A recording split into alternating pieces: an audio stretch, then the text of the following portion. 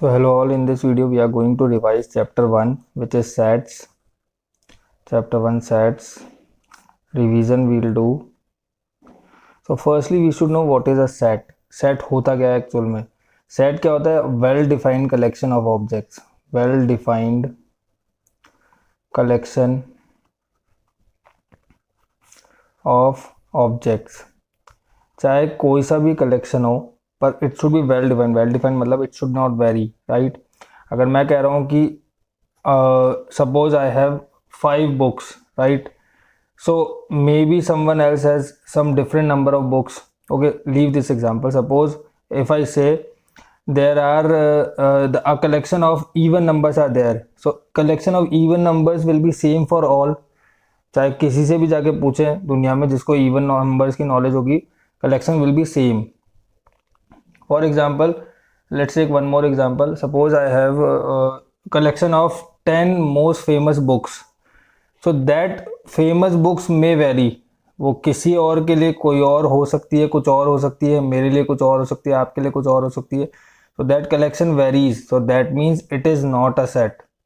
जो भी चीज़ वेरी करेगी पर्सन टू पर्सन वो सेट नहीं होगा. Suppose if I ask how many number of boys are there in your class, so if I go and ask any boy of your class, the number will remain same. किसी भी लड़के से पूछूंगा, सबको पता है कि कितने नंबर ऑफ बॉयज होंगे आपकी क्लास में टोटल, तो number will remain same. So that is also a set. तो जो कलेक्शन वेरी ना करे पर्सन टू पर्सन वो सेट है, अदरवाइज वो सेट नहीं है. Secondly, representation of set. Representation matters the most. अब सेट्स को हम लोग दो तरह से रिप्रेजेंट कर सकते हैं. Roster form, set builder form. एक तो होती है रोस्टर फॉर्म, दूसरी होती है set builder form. Roster form मतलब हम लोग सेट को रिप्रेजेंट करेंगे, जैसे हम लोग बात करें इवन नंबर्स के सेट की, तो इवन नंबर का सेट क्या होगा? 2, 4, 6, 8 and so on. These 3 dots means it goes up to infinite, right? So this is roster form of this set. Set builder form मतलब वो set बना कहाँ से, from where that set has been originated, तो वो उसकी statement form. A set builder form if you want to represent, so let's A be the set where x such that x is an even number, right? Number you can say. So x is an even number, so that this is set builder form where we have represented this situation in statement form, and this is roster form. In roster form we always put curly braces. Here also we put curly braces. After that the variable x is separated with a colon. Here we use commas to separate the values, right? So this is general form of. Let's take one more example. Suppose if I say set of multiples of 2 up to 8, or take set of multiples of 3 up to 9, right? So 3, 9, 3, 6, 9, right? 3, 6, 9. If we want to represent it in set builder form, so A is a set where x is a multiple of 3, x is greater than 0, 1, 2, you can take any value, or greater than equal to 3 and lesser than equal to 9. So this is set builder form, right? So this is representation of sets, roster form and set builder form. Next comes types of sets, right? So first is null set. null set इसको हम void set भी कहते हैं या empty set भी कहते हैं. तो null set, void set, empty set तीनों एक ही बात है. तो null set, void set, empty set में क्या होता है? अगर किसी सेट में कोई वैल्यू ही नहीं आ रही तो उसको हम क्या बोलेंगे? null set. जैसे कि collection of prime numbers, even prime numbers greater than 2. तो collection of even prime number greater than 2 क्या होगा? 5. क्योंकि ये ऐसे नहीं. Collection of even prime numbers greater than 2 क्या होगा? 5 मतलब इसको 5 से रिप्रेजेंट करते हैं नल सेट को. 5 मतलब कोई वैल्यू ही नहीं होगी उसमें, क्योंकि केवल इवन प्राइम नंबर कौन सा होता है? 2.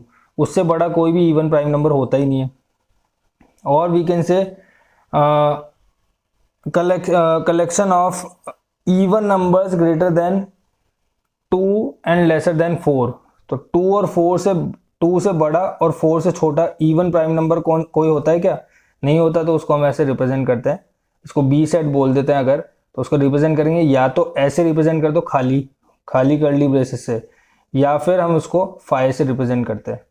तो null set, void set, empty set जिसमें कोई वैल्यू नहीं होगी उसको हम बोलेंगे एम्प्टी सेट, नल सेट या वॉइड सेट। एक और एग्जांपल आप चाहो तो ले सकते हो कि कलेक्शन ऑफ कंपोजिट नंबर्स और collection of prime numbers greater then 7 and lesser then 11। तो ग्रेटर देन 7 और लेसर देन 11 कोई प्राइम नंबर होता है क्या? 8 प्राइम नंबर नहीं होता, 9 प्राइम नंबर नहीं होता, 10 प्राइम नंबर नहीं होता। तो ये नहीं है प्राइम नंबर्स, मतलब क्या है? Empty set, right. तो ये हो गया नल सेट, एम्प्टी सेट और वॉइड सेट। नेक्स्ट आता है equal sets.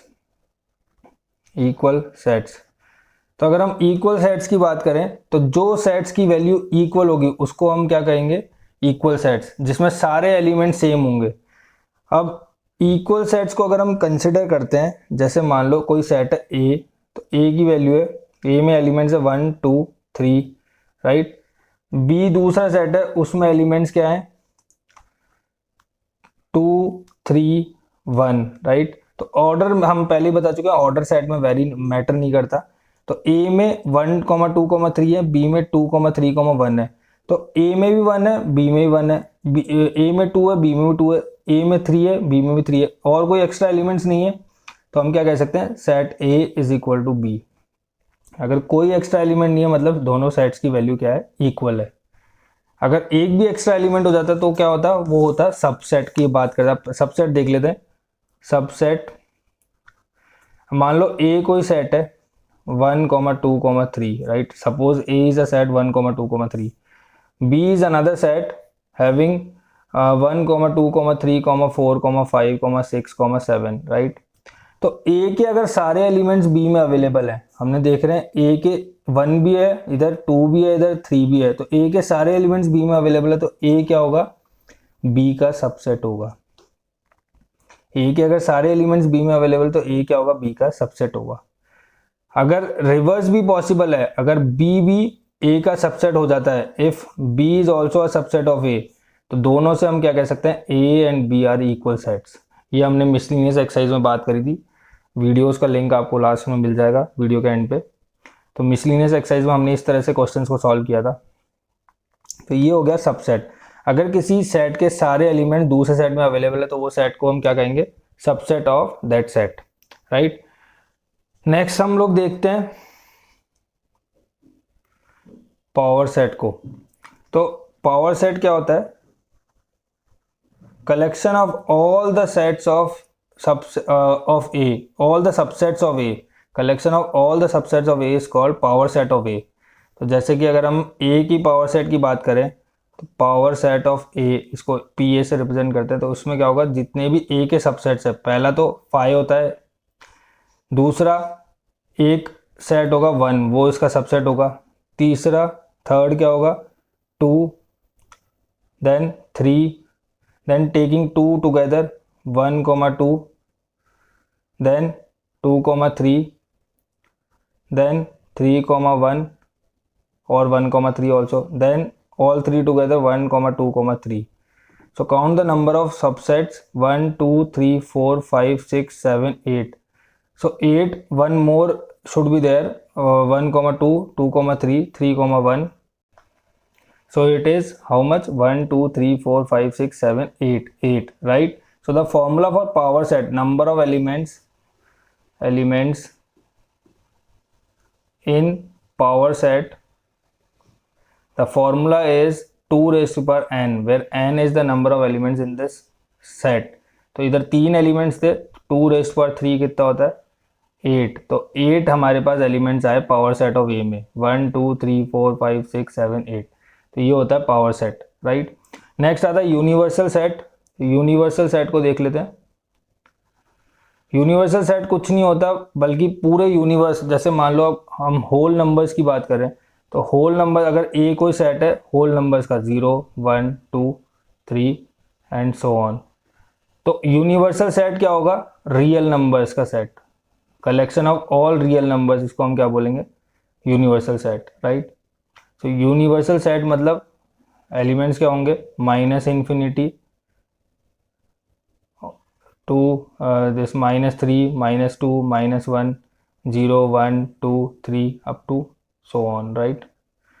So this is universal set. You can also represent it in this way, right? So universal set means collection of all the sets.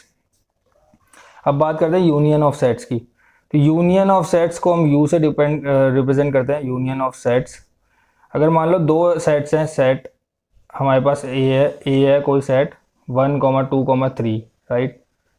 B कोई set है 2, 3, 4, 5, right. तो union of set को हम कैसे represent करेंगे? ए union B, इस तरह से रिप्रेजेंट करते हैं। तो ए यूनियन बी में कितने नंबर ऑफ एलिमेंट्स होंगे? ए यूनियन बी में क्या होगा? सबसे पहले तो ए के सारे एलिमेंट्स 1, 2, 3, बी के सारे एलिमेंट्स, पर जो कॉमन एलिमेंट्स है उनको केवल एक ही बार लेंगे। तो ए के सारे एलिमेंट्स 1, 2, 3, बी के एलिमेंट्स 2, 3 तो ऑलरेडी है, 4, 5। तो ए के भी सारे एलिमेंट्स आ गए, बी के भी सारे एलिमेंट्स आ गए, पर कॉमन एलिमेंट्स को हमको एक ही बार लेना है। तो ये क्या होगा? ए यूनियन बी, मतलब collection of all the elements of set A and set B, common element taken once at a time, only one at a time, so only one time you can say, so that is union of set. अगर हम intersection of sets की बात करें, section of sets, तो intersection of sets को हम ए इस sign से रिप्रेजेंट करते हैं इंटरसेक्शन के। तो इसमें क्या होगा? केवल कॉमन एलिमेंट्स को लेंगे हम। तो इन दोनों में कोई कॉमन है क्या? 2 है और 3 है। तो 2 यहाँ पे भी है, यहाँ भी है, 3 यहाँ भी है, 3 यहाँ भी है, तो 2, 3। तो ये क्या हो गया? Intersection of set A intersection B, only common elements from A and B are taken. अगर कुछ भी कॉमन नहीं हो तो हम यूज करेंगे फाई को। तो ये हो गया यूनियन ऑफ सेट्स, ये हो गया इंटरसेक्शन ऑफ सेट्स। अगर हम बात करते हैं वेन डायग्राम की, तो वेन डायग्राम बेसिकली क्या होता है? बहुत इजी होता है वेन डायग्राम। तो वेन डायग्राम में कुछ नहीं होता, एक वेन डायग्राम को हमेशा एक तो रेक्टेंगल या स्क्वायर से रिप्रेजेंट करेंगे इस तरह से। अगर हम वेन डायग्राम ले रहे हैं तो यहाँ पे हमेशा यूनिवर्सल सेट की वैल्यू आएगी यू। अगर मान लो दो सेट्स थे हमारे पास, अभी हमने देखा, तो ए और बी, ए में कौन कौन से एलिमेंट्स है? 1, 2, 3, बी में क्या थे? 3, 1 तो केवल ए में है। देखो ए इसको रिप्रेजेंट करे, बी इसको रिप्रेजेंट करे, केवल ए में कौन सा है? 1, राइट। हम यहाँ पे देख सकते हैं 1 है केवल ए में, क्योंकि 2 और 3 तो दोनों में है, इंटरसेक्शन है, कॉमन में है 2 और 3। 2 और 3 को कॉमन में लिखो, और 4 और 5 केवल बी में है, राइट। केवल बी में कौन से थे? 4 और 5, जैसे हम देख सकते हैं यहाँ पे 4 और 5 केवल बी में है, राइट।